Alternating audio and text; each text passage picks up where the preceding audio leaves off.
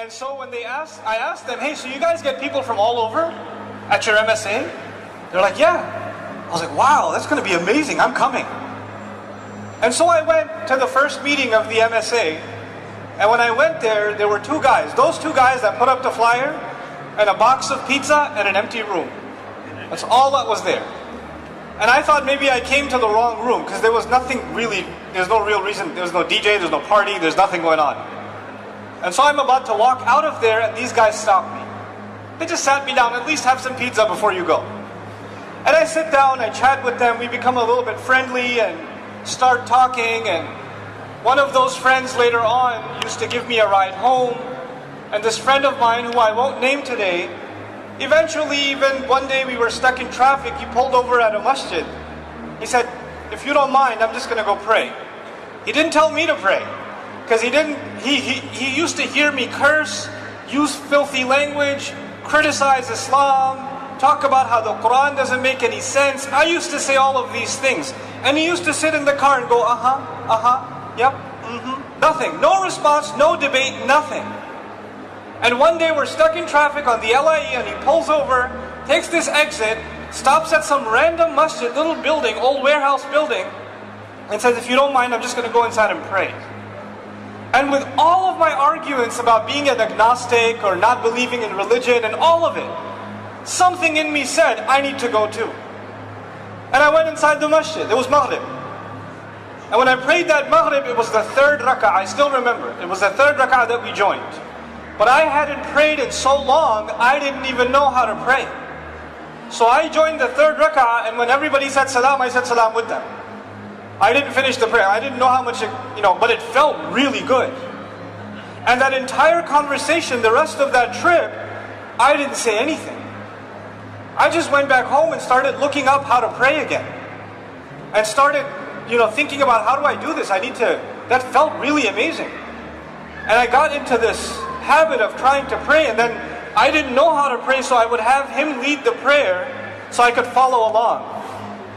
He's the one who introduced me to the masajid around the Queens area. This brother is also the person who introduced me to what was going to be my Arabic teacher, what was going to be my Quran teacher. What I'm trying to tell you right now is that had it not been for the MSA, I wouldn't be standing here right now. I find it pretty incredible that I just led a prayer at the MSA National Convention, and my journey started with the MSA where I didn't even know how to make salah. I didn't even know.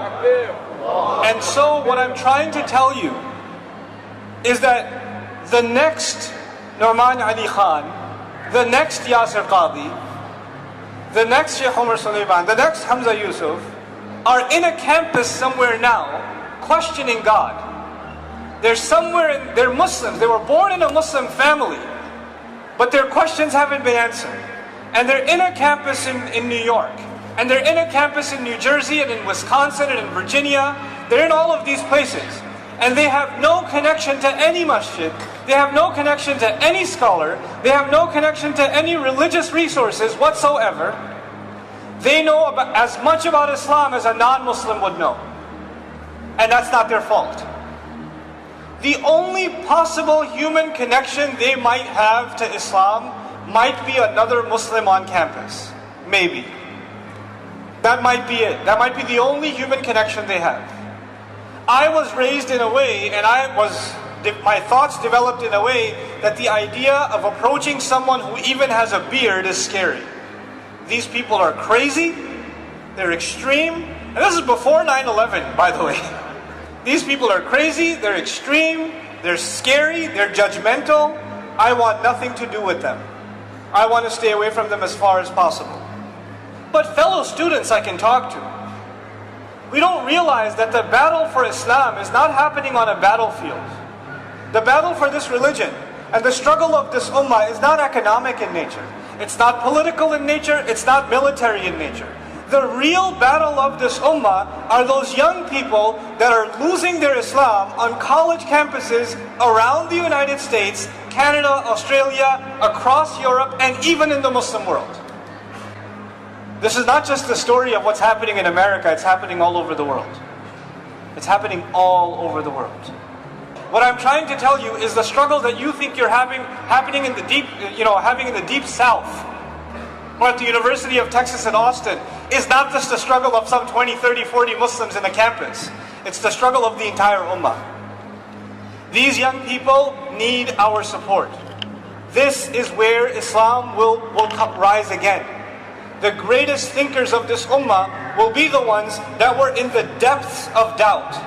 And they were on the verge of losing their faith. And when they found it again, there was no one who had stronger iman than they did. These young people are the future of this ummah. And if we don't invest in them, then I don't care how big our masajid get. I don't care how fancy how much land we can buy, how much institutions we can build. The only institution we need to concern ourselves with is this next generation. That's the only one.